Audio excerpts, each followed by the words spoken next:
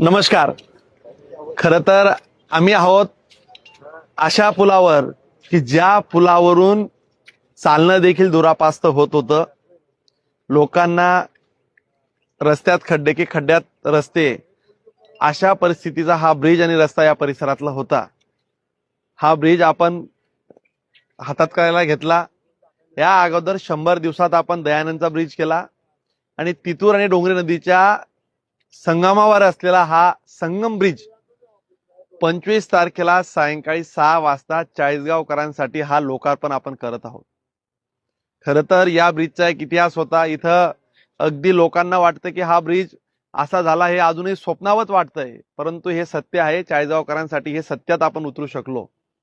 गेल्या अनेक वर्षापासून आपण पाहतोय, 1985 पासून या तितूर आणि डोंगरी नदीवर एकही ब्रिज या शहराच्या अंतर्गत करता येत नव्हता, केला नव्हता.